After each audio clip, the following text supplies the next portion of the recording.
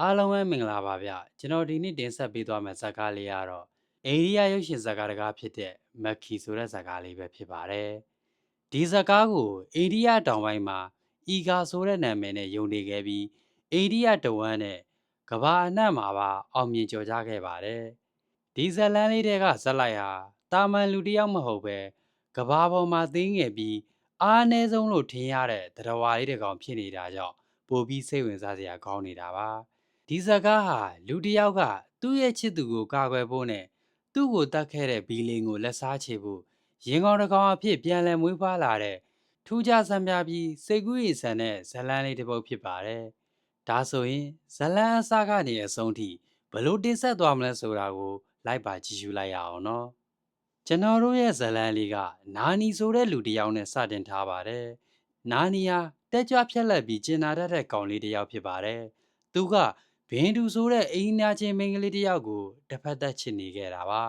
ဘင်းတူကတော့သူမကိုယ်တိုင်မီနီအေးချအပ်တွေကိုဖန်တီးရောင်းချတဲ့လုပ်ငန်းလေးတစ်ခုအပြင်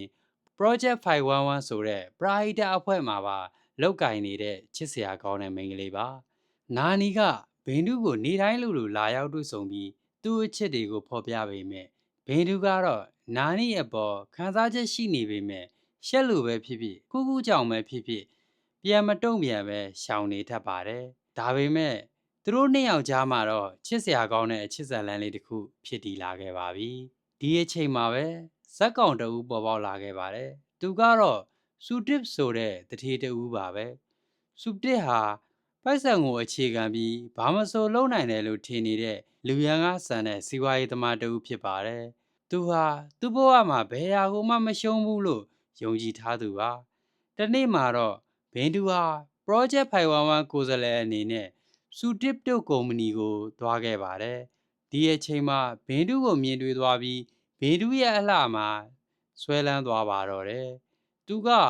ဘင်းတူကိုဘလို့နီးနဲ့မဆိုပိုင်ဆိုင်ကျင်လာပါတော့တယ်။ဒါကြောင့်သူ့ရဲ့ဓနဥစ္စာအင်အားကိုအသုံးပြုပြီးဘင်းတူကိုနီးမျိုးစုံနဲ့ချင်းကပ်ဖို့ကြိုးစားပါတော့တယ်။စူပတစ်ကဘင်းတူကိုစီးပွားရေးအရာလဲကူညီပေးမယ်လို့ကမ်းလှမ်းခဲ့ပါတယ်။ဘင်းတူကတော့သူ့ရဲ့ပရာဟိတလုပ်ငန်းတိုးတက်ဖို့အတွက်စူပတစ်ရဲ့အကူအညီကိုယူခဲ့ပေမဲ့စူပတစ်ကိုတော့တငယ်ချင်းဖြစ်တဲ့ပိုပြီးမမြင်ခဲ့ပါဘူး။ဒီအချိန်မှာနာနီကဘင်းတူစီကိုနေတိုင်းဖုန်းခေါ်ဆေးလေးရှိပြီးဘင်းတူကလည်းနာနီရဲ့ဖုန်းခေါ်ဆိုမှုကိုလိလူရှုမထားနိုင်ခဲ့ပါဘူး။သူတို့နှစ်ယောက်ဟာတိတ်တိတ်လေးချစ်နေတာကိုစူပတစ်ကမသိပါဘူး။တနေ့မှာတော့စူပတစ်ဟာဘင်းတူနဲ့နာနီတို့ရဲ့ယဉ်နီးမှုကိုသတိထားမိသွားပါတော့တယ်။နာနီက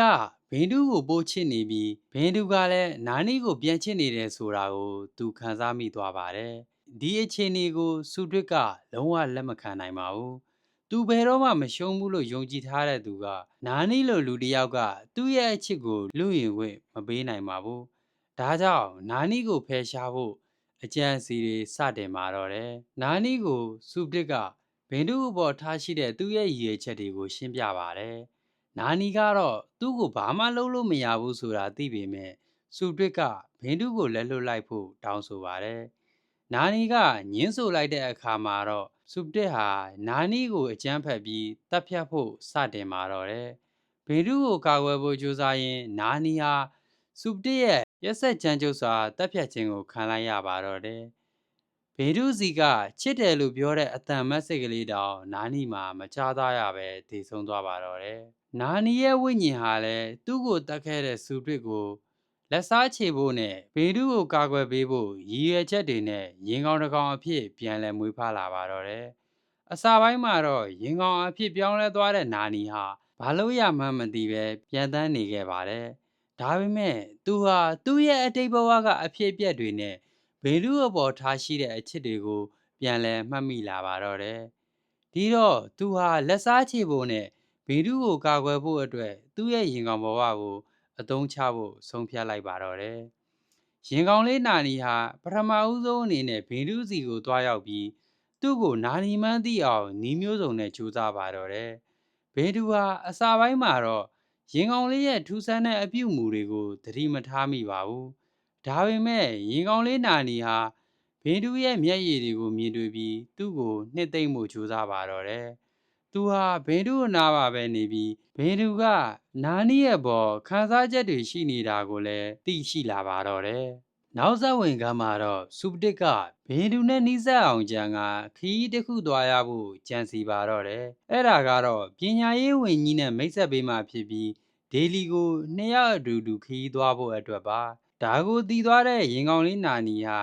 စူတစ်ကိုသွားရောက်ပြီးနှောက်ယှက်ပါတော့တယ်။တညလုံးဘယ်မှာမှအိပ်လို့မရအောင်မနက်မိုးလင်းသည့်အထိနှောက်ယှက်ပါတော့တယ်။မနက်လေးစိတ်သွားဖို့နောက်ကျအောင်လဲရင်ထိန်ရဲ့လမ်းအချက်ပြမှုတွေမှားသွားအောင်လဲနှောက်ယှက်လိုက်တဲ့အခါမှာတော့ကားအလုံးလမ်းပေါ်မှာပြည့်ညက်သွားပါတော့တယ်။စူတစ်ကလည်းကားပိတ်နေရမှအမြန်ဆုံးထွက်ပြီးကားတစ်စီးငှားခဲ့ပါတယ်။ထိုကားကိုလည်းရင်ကောင်လေးနာနီကအကောင်းဆုံးနှောက်ယှက်ပေးနိုင်ပြီးစူတစ်တစ်ယောက်ကားမောက်သွားအောင်ထိအနှောက်ယှက်ပေးနိုင်တဲ့အပြင်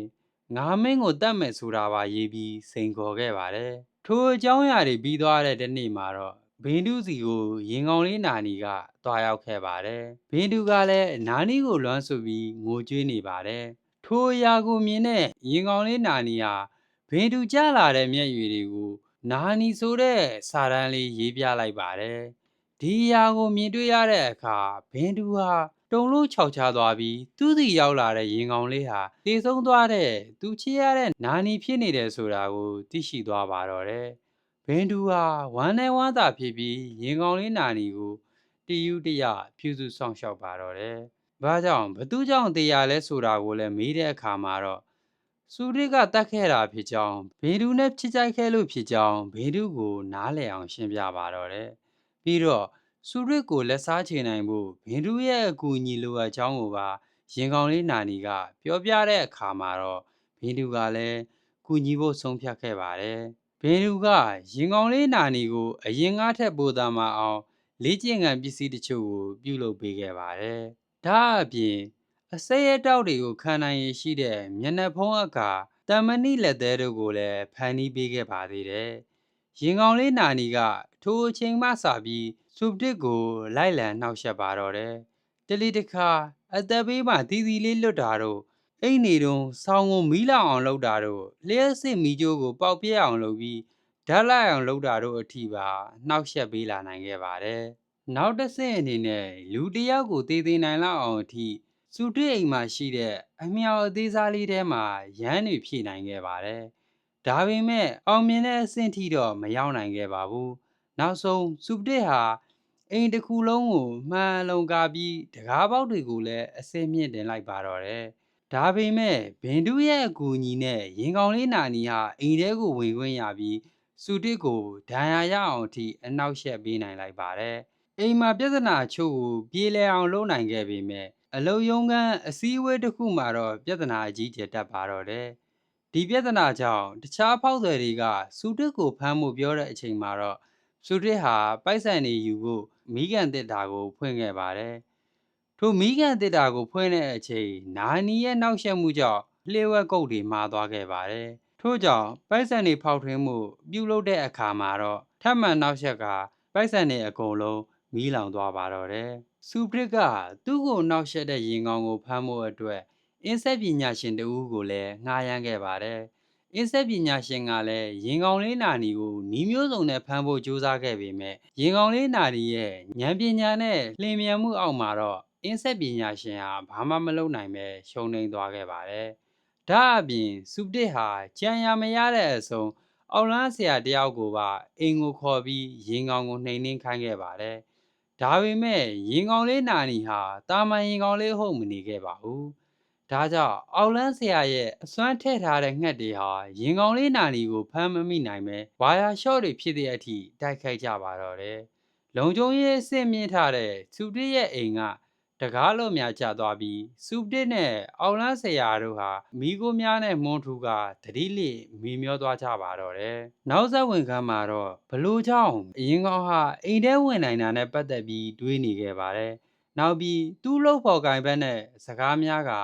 မှန်ပြတင်းပေါက်နှစ်ဘေးမှာထိုင်လိုက်ပါတယ်။ထိုင်နေစဉ်အတွင်းမှာပဲပြင်ပမှလေဝင်နေတာကိုတွေးရှိခဲ့ပါတယ်။ဒါကြောင့် CCTV ကိုအမြန်ဆုံးစစ်လိုက်တဲ့အခါမှာတော့ဘင်ဒူကနာနီရဲ့အတွက်ဖွင့်ပေးထားတာဖြစ်ကြောင်းသိလိုက်ရပါတယ်။စူပရစ်ကအချိန်မဆိုင်ပဲဘင်ဒူကိုခေါ်ကာ နာနီနဲ့အပေးယူလုပ်ပါတော့တယ်ဘင်တုကိုတတ်မယ်လို့ချင်းချောက်က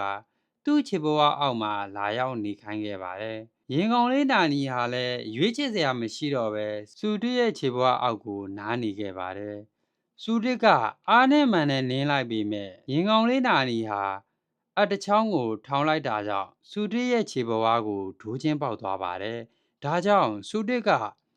ဒေါသများစွာထက်ခဲ့ပြီးအနီအောက်ရောင်ကြီးမျက်မှန်ကိုတတ်ကာရင်ကောင်လေးတစ်ကောင်ကိုတတ်ဖို့အတွက်လက်နက်ကြီးများကိုအသုံးပြုခဲ့ပါတယ်ဒါကြောင့်အိမ်တစ်ခုလုံးလဲရစရာမရှိအောင်စုပ်ပြတ်နေခဲ့ပါတယ်အားလုံးပျက်စီးသွားပြီးနောက်မှာနာနီကစူတစ်ကိုတန်ချွန်တစ်ခုနဲ့ထိုးမဲ့အချိန်စူတစ်ဟာတန်လိုက်တစ်ခုနဲ့နာနီကိုဖမ်းမိလိုက်ပါတယ်ပြီးတော့နာနီရဲ့တောင်ပံတစ်ဖက်ကိုလည်းဖြတ်လိုက်ပါတော့တယ်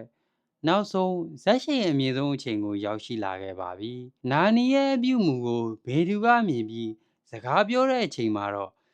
စူတစ်ကဘာပြောတာလဲမေးခဲ့ပါတယ်။ဘေဒူကနာနီယာသူမသေးခင်စူတစ်ကိုတတ်သွားမယ်ဖြစ်ကြောင်းဒီနေရာကိုမီရှိုးပစ်မယ်လို့ပြောလိုက်တဲ့အခါစူတစ်ကနာနီကိုမီရှိုးတတ်ဖို့ဆုံးဖြတ်လိုက်ပါတယ်။ဒါကြောင့်စူတစ်ကဘသူမေးရင်လောင်မလဲကြည့်ဖို့မီးကြီးကိုချစ်လိုက်တဲ့အခါမှာတော့ရင်ကောင်လေးနာနီဟာမိတော့တဲ့ကိုပြေးဝင်သွားပါတယ်။ထိုအရာကိုမြင်လိုက်ရတဲ့စူတစ်ဟာ